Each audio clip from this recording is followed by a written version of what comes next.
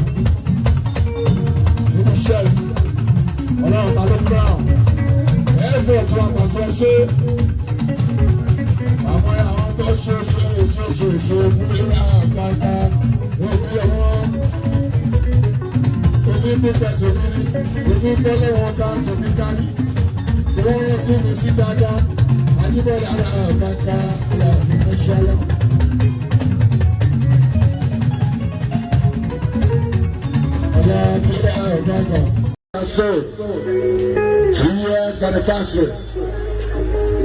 Tọ́jú bébí kalẹ̀ gúnlẹ̀ láàbá kalẹ̀ bí ojú wáyé rí. Àwọn ta àdúgbò yóò náà. Wọ́n mọ̀ bí dáadáa lùdẹ́rẹ̀ tẹ́lá sùn. Àwọn ta àdúgbò yóò wá lábí. Wọ́n mọ̀ bí dáadáa pàṣẹ. Wọ́n gbá mi, wọ́n ṣeré bí, wọ́n ṣe fàáyì. Wọ́n jayé bí. Kò sí tí wọ́n ní ṣe lápáyà làbí kúnlẹ́kúnlẹ́ wọ́n ṣọmọ bí.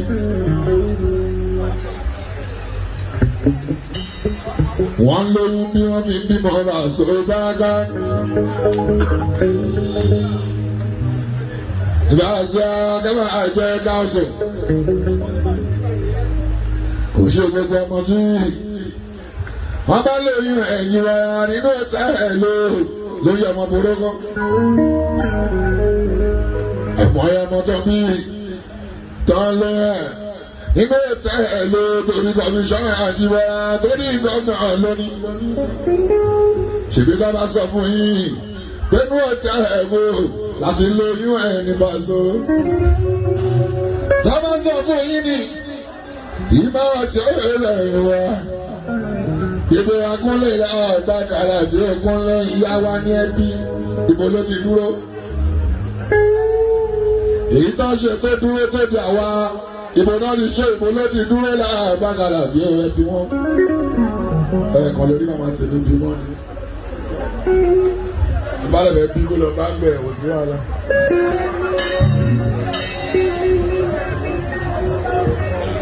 Ọ̀rọ̀ ya náà mi ìjà sóògì. Ṣé Paso ọjọ́ ẹ̀gbọ́? Àlọ́ bí ọjọ́ ẹ̀gbọ́ ni o. Paso Las Vegas, Paso àríyá. Ó ṣe àfihàn ìsọwọ́. Sẹ́ríkì ọlọ́pọ̀lọ́ àfihàn ìṣoṣo. Master of ceremony. Nítorí ọ̀nà 28 ìgbà àti ìrẹsẹ̀ ọjọ́ kejìdínlọ́gbọ̀n ọ̀gbọ̀nlé Dísẹ́mbà oṣù kejìlá o yàtọ̀ 24 òun àjọ Mr. Gaji mọ́tò ṣe MC tóní àgbàkà ọ̀làbí ọkọ̀rọ̀ ọwọ́.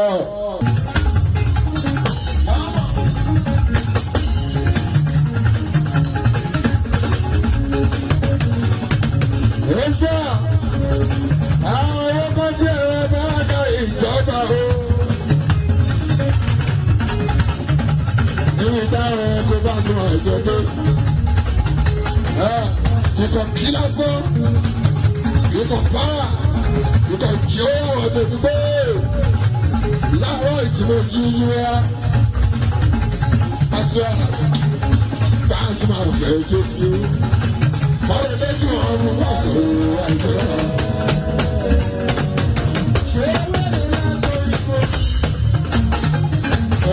Òtítọ́ sọ ojúmọ́ làbà sọ̀rọ̀ ti ṣe títọ́ mi gbọ́ ọ̀hún. Òtọ́ kí àyà tún sọ Paso ní pé ó bá tún tọrọ lọ àwọn abíṣe fàájì rẹ̀ wá. Ọlọ́dẹ tí wọ́n fún wa ló máa jẹ́.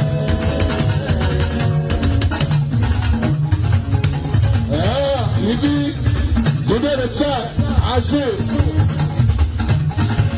Ó bá tún tẹ́lẹ̀ ìlú Ṣàgájú náà lábọ̀sọ́ wà. Ó súnmọ́ akéèké làbáyà yàrá wí.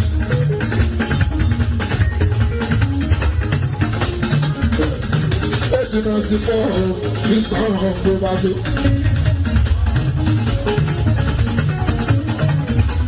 Ìbéèrè tẹ́lẹ̀ àṣẹ. Ó dàbọ̀ tẹ́lẹ̀ ìlú Ṣàgájú náà. Ó súnmọ́ akéèké Paso wà.